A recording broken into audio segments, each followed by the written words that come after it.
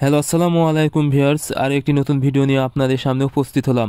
আজকের ভিডিওতে মূলত আমি আলোচনা করব আপনারা যারা মুরগি পালন করেন এই শীতকালে মুরগিকে সুস্থ রাখতে আপনারা কি ভ্যাকসিন করবেন, এবং যদি রানীক্ষেতের ভ্যাকসিন করেন সেক্ষেত্রে রানীক্ষেতের কোন প্রকারের ভ্যাকসিনটা করা অত্যন্ত জরুরি। এখন শীতকাল, অর্থাৎ শীতকালে কিন্তু মুরগির প্রচণ্ড ধরনের অসুখ বা রোগ জীবাণু হয়ে থাকে। সেক্ষেত্রে মুরগির বড় ধরনের রোগ জীবাণু যেন না হয়, সেক্ষেত্রে এই রোগগুলোর ভ্যাকসিন করা অত্যন্ত জরুরি। শীতের শুরুতে কিন্তু আপনাদেরকে অবশ্যই রানীক্ষেতের ভ্যাকসিনটা করে দিতে হবে, কারণ মুরগির জন্য রানীক্ষেত রোগটা অনেক মারাত্মক।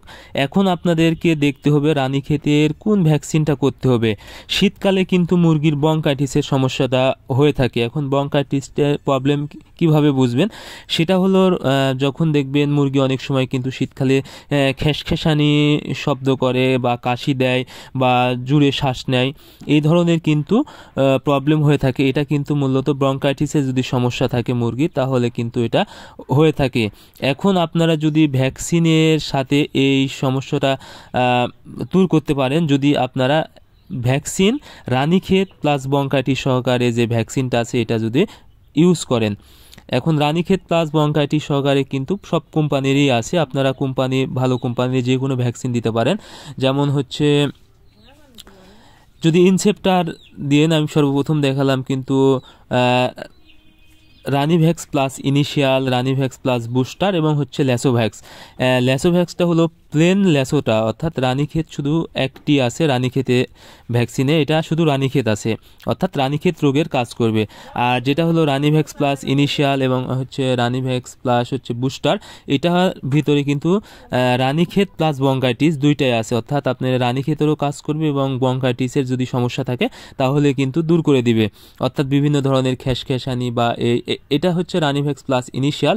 এটি মূলত হচ্ছে প্রাথমিক, অর্থাৎ বাচ্চা অবস্থায় আপনারা যদি মুরগিকে ভ্যাকসিন করেন, অর্থাৎ 4 থেকে 5 দিন বয়সে যে ভ্যাকসিনটা করেন এটা দিবেন। আর বুস্টার যেটা দেখালাম রানিভ্যাক্স প্লাস বুস্টার, এই ভ্যাকসিনটা আপনারা যখন বড় মুরগিকে করবেন, অর্থাৎ পূর্ণবয়স্ক ডিম দেওয়া মুরগিকে আপনারা শীতকালে অবশ্যই এই ভ্যাকসিনটা করে দিবেন। ওটাতেও রানীক্ষেত প্লাস ব্রঙ্কাইটিস আছে, তাহলে দেখা যাবে বড় মুরগির যদি কোনো কারণে ঠান্ডাজনিত সমস্যা থাকে এবং ব্রঙ্কাইটিসের সমস্যা থাকে, খেসখেসানি শব্দ করে বা হচ্ছে জুড়ে জুড়ে নিঃশ্বাস নেয়, এই সমস্যাগুলো কিন্তু ঠিক হয়ে যাবে এবং মুরগি কিন্তু রানীক্ষেত রোগ থেকে রক্ষা পেয়ে যাবে। আর আপনারা যখন গরমকাল বা এমনিতেই যে ভ্যাকসিনটা করবেন সেটা হলো আপনারা করবেন ল্যাসোভ্যাক্স ভ্যাকসিনটা। এটা কিন্তু প্লেন রানীক্ষেত, এটা অন্তত আপনারা অবশ্যই 1.5 থেকে 2 মাস পর পর প্রতিনিয়ত করে দিবেন।